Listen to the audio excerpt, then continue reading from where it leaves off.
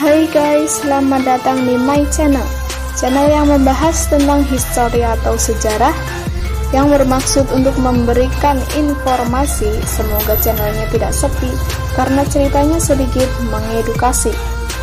Sebelum kita lanjut, jangan lupa share, like, and subscribe ya.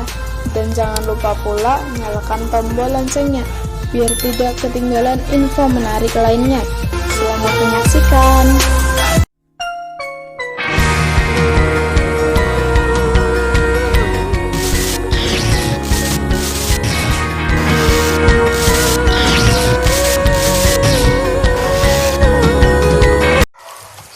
Singhasari atau Singosari adalah sebuah kerajaan di Jawa Timur yang beraliran Hindu-Buddha. Didirikan oleh Ken Arok pada tahun 1222. Lokasi kerajaan ini sekarang diperkirakan berada di daerah Singhasari, Malang. Menurut para raton, Tumapel semula hanya sebuah daerah bawahan kerajaan Kadiri yang menjabat sebagai Akuwu atau setara camat. Berdasarkan prasasti Kudadu, nama resmi kerajaan Singhasari yang sesungguhnya ialah Kerajaan Tumapel. Menurut Nagara Kertagama, ketika pertama kali didirikan tahun 1222, Kerajaan Tumapel bernama Kutaraja. Pada masa pemerintahan Kertanegara, agama Hindu maupun Buddha berkembang dengan baik. Bahkan terjadi sinkretisme antara agama Hindu dan Buddha menjadi bentuk siwa Buddha. Sebagai contoh, berkembangnya aliran Tantrayana. Kertanegara sendiri penganut aliran Tantrayana. Sejarah berdirinya Singosari. Sejarah berdirinya Singosari tidak lepas dari tokoh yang bernama Ken Arok. Ken Arok merupakan putra dari pasangan Gajah Para dengan Kendok. Banyak versi yang menceritakan tentang kelahiran Ken Arok, namun pada intinya, sejak masih bayi, Ken Arok dibuang oleh ibunya. Bayi tersebut dibuang di sebuah pemakaman, hingga kemudian ditemukan dan diasuh oleh seorang pencuri bernama Lembong. Ken Arok tumbuh menjadi berandalan yang lihai, mencuri, dan gemar berjudi, sehingga membebani Lembong dengan banyak hutang. Lembong pun mengusirnya. Ia kemudian diasuh oleh Bango Samparan, seorang penjudi dari desa Karuman atau sekarang Garum, Blitar, yang menganggapnya sebagai pembawa keberuntungan. Ia kemudian bersahabat dengan Tita, anak kepala desa Siganggang, sekarang Senggreng, Sumber Pucung, Malang. Keduanya pun menjadi perampok yang ditakuti di seluruh kawasan kerajaan Kadiri. Singkat cerita, Ken Arok bertemu seorang Brahmana dari India bernama Longgawe yang datang ke tanah Jawa mencari titisan Wisnu. Dari ciri-ciri yang ditemukan, Longgawe yakin kalau Ken Arok adalah orang yang dicarinya.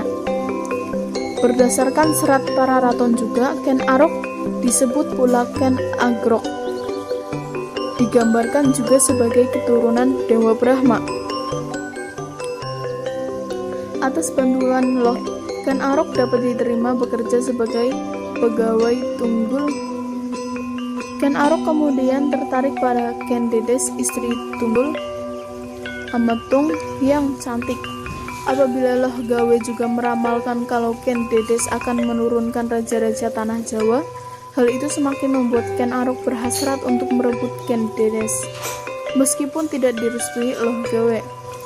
Ken Arok membutuhkan sebilah keris ampuh untuk membunuh tunggul Ametung yang terkenal sakti. Bango Samparan pun memperkenalkan Ken Arok pada sahabatnya yang bernama Empu Gandring. Empu Gandring sanggup membuatkan sebilah keris ampuh dalam waktu setahun. Ken Arok tidak sabar. 5 bulan kemudian ia datang mengambil pesanan. Keris yang belum sempurna itu direbut dan ditusukkan ke dada Empu Gandring sampai tewas. Dalam sekaratnya, Empu Gandring mengucapkan kutukan bahwa keris itu nantinya akan membunuh 7 orang raja, termasuk Ken Arok sendiri dan anak cucunya. Kembali ke Tumapel, Ken Arok menjalankan rencananya untuk merebut kekuasaan Tunggul Ametung. Mula-mula ia meminjamkan keris pusakanya pada Kebo Hijo rekan sesama pengawal. Kebo Ijo dengan bangga memamerkan keris itu sebagai miliknya kepada semua orang yang ia temui, sehingga semua orang mengira bahwa keris itu adalah milik Kebo Ijo. Padahal Kebo Ijo itu terprank oleh Ken Arok. Malam berikutnya, Ken Arok mencuri keris pusaka itu dari tangan Kebo Ijo yang sedang mabuk arak. Ia lalu menyusup ke kamar tidur Tunggul Ametung dan membunuhnya majikannya itu di atas ranjang. Ken Dedes menjadi saksi pembunuhan suaminya, namun hatinya luluh oleh rayuan Ken Arok. Lagi pula, Ken Dedes menikah dengan Tunggul Ametung dilandasi rasa keterpaksaan. Pagi harinya, Kebo Ijo dihukum mati karena kerisnya ditemukan menancap pada mayat Tunggul Ametung. Ken Arok lalu mengangkat dirinya sendiri sebagai aku baru di Tumapel dan menikahi Ken Dedes. Tidak seorang pun yang berani menentang keputusan itu. Ken Dedes sendiri saat itu sedang mengandung anak Tunggul Ametung bernama Anusapati, disebut juga Panji Anengah. Pada tahun 1222, terjadi perselisihan antara Kertajaya, Raja Kediri dengan para Brahmana. Para Brahmana itu memilih pindah ke Tumapel, meminta perlindungan Ken Arok yang kebetulan sedang mempersiapkan pemberontakan terhadap Kadiri. Setelah mendapat dukungan mereka, Ken Arok pun menyatakan Tumapel sebagai kerajaan merdeka yang lepas dari Kadiri. Sebagai raja pertama, ia bergelar Sri Rajasa Batara Sang Awur Wabumi. Kertajaya tidak takut menghadapi pemberontakan Tumapel. Ia mengaku hanya dapat dikalahkan oleh Batara Siwa. Mendengar sesumber itu, Ken Arok pun memakai gelar Batara Siwa atau disebut Batara Guru dan siap memerangi Kertajaya. Perang antara Kadiri dan Tumapel terjadi di dekat desa Kanter. Pihak Kadiri kalah, Kertajaya diberitakan naik ke alam dewa, yang mungkin merupakan bahasa kiasan untuk mati. Setelah Kediri berhasil ditaklukkan, maka seluruh wilayah Kediri dipersatukan dengan Tumapel dan lahirlah kerajaan Singasari. Daftar Raja Singosari yaitu Ken Arok alias Raja Sang Awur Mabumi pada tahun 1227 sampai 1247 Masehi. Anuspati pada tahun 1247 sampai 1249 Masehi. Tohjaya pada tahun 1249 sampai 1250 Masehi.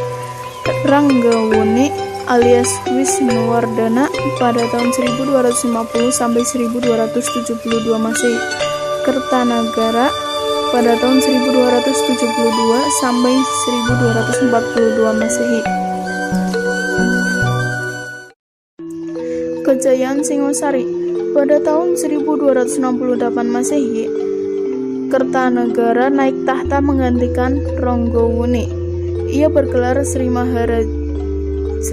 Maharajadiraja Sri Kertanagara. Kertanagara merupakan raja yang paling terkenal di Singhasari.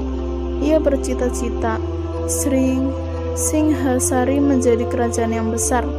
Untuk perwujudan ambisinya, dilaksanakanlah ekspedisi Pamalayu, yaitu Pamalayu bermakna perang Malayu, yang bertujuan untuk menaklukkan kerajaan-kerajaan di Sumatera sehingga dapat memperkuat pengaruhnya di Selat Malaka yang merupakan jalur ekonomi dan politik penting.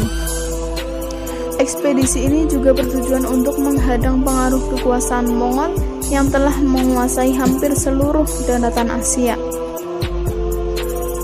Pada saat itu, dinasti Yuan atau dikenal sebagai dinasti Mongol sedang melakukan ekspansi wilayah, bahkan memiliki bentangan yang cukup luas, dari Korea hingga Rusia atau Kievan Rus, Timur Tengah yang menghancurkan dinasti Abbasiyah di Baghdad dan Eropa Timur. Dan pada tahun itu, dinasti Mongol berusaha mengadakan peluasan di antaranya ke Jepang dan setelah itu langsung berangkat ke Jawa. Jadi maksud ekspedisi ini adalah untuk menghadang langsung armada Mongol agar tidak masuk ke perairan Jawa. Pengiriman pasukan ke Sumatera dilakukan pada tahun 1275 Masehi di bawah pimpinan Kebo Anabrang. Pada tahun 1286, bumi Malayu dapat ditundukkan. Kemudian Kartanagara mengirim kembali utusan yang dipimpin oleh Rakyan Maha Mantri Dyah Adwayabrahma membawa acara Amokapasa sebagai tanda persahabatan dan hubungan diplomatik dengan kerajaan Dharmasraya yang saat itu raja bernama Maharaja Rimat Tribhuwanaraja Mauliwar Madewa. Pada tahun 1284, Kertanagara juga berhasil menaklukkan Bali dan membawa rajanya sebagai tawanan menghadap ke Singhasari. Pada tahun 1289, datang utusan Kubilai Han yang bernama Menghi meminta agar Kertanagara tunduk kepada kekuasaan Mongol dan menyerahkan upeti setiap tahunnya. Kertanagara menolak permintaan itu bahwa melukai wajah Menghi.